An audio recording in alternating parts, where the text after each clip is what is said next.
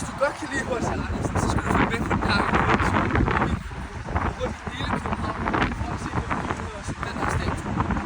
Så i dag der står vi ude for en Aarhus-fæstning med H.C. Andersens statue, og jeg vil lige fortælle nogle facts om ham. Statuen den står her som hyldest til H.C. Andersen og en betydning for København og Danmark. Kunstneren det var August Søby, og statuen den blev lavet i 1870'erne, og den blev afsløret i 1880, så det tog cirka 10 år at lave. Vesterbro Boulevard, som gaden hedder, den blev i 1955 omdøbt til H.C. Andersens Gade til ære for ham på hans 150 års fødselsdag. H.C. Andersen er en meget fascinerende projekter, og han har faktisk også sin egen forlystelse derinde. Det her, det er H.C. Andersen julemarked, som er blevet opkaldt efter ham, fordi han også er en stor person, og han også har opfundet julehjerter og sådan noget. Nu står vi inde i det, der har været H.C. Andersens tidligere værelse, hvor man kan se, hvordan tingene stod dengang. Han har boet flere steder i København, og det var en af dem.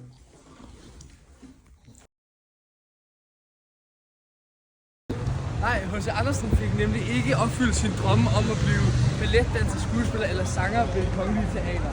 Som ung drømte han meget om at stå på scenen der, og han forsøgte faktisk, han gik på balletskolen ved Det Kongelige Teater, men han duede ikke som danser. Han fik også undervisning i en sang, men hans stemme var ikke god nok. Han prøvede sig som skuespiller, men heller ikke det blev nogen succes.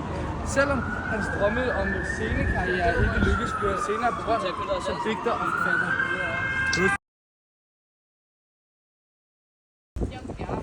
Okay, så Andersen, han har boet her på Nyhavn. Han har boet ikke kun et sted, han har faktisk boet 3 steder.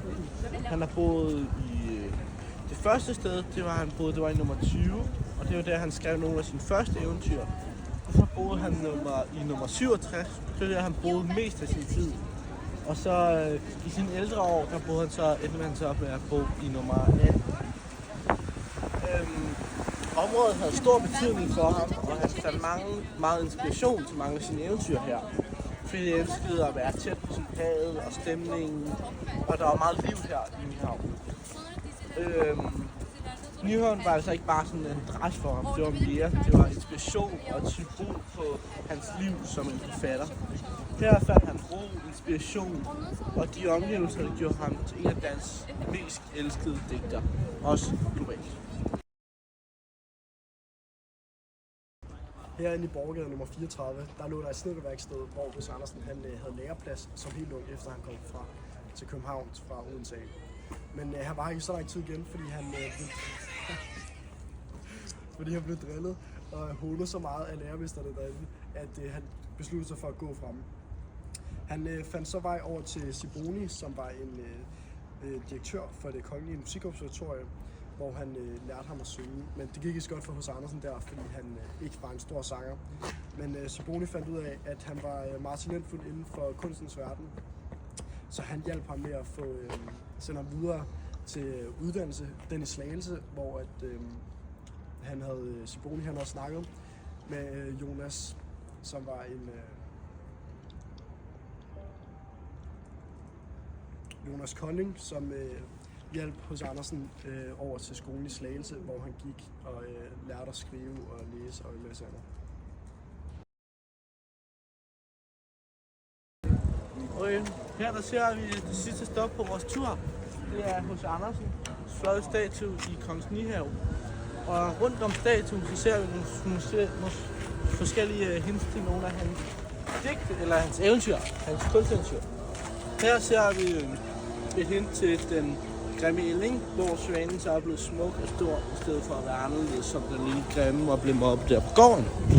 Og på den anden side her også, der ser vi Klodshans, som flyver på sin gås. Men det er egentlig alt det. Grunden til, at han ikke ville have, det han egentlig ikke ønskede med det, at det var, at sådan, de blev set som hans egen børn, så han ville ikke have ægte statuer af hans små karakterer fra sine eventyr. Fordi de skulle blive inde i fantasien, og han skulle ikke se som sådan en forfatter med hans små børn ved siden af fra hans eventyr. Og de skulle ikke på den måde fanges ved fødderne af ham på den her statue.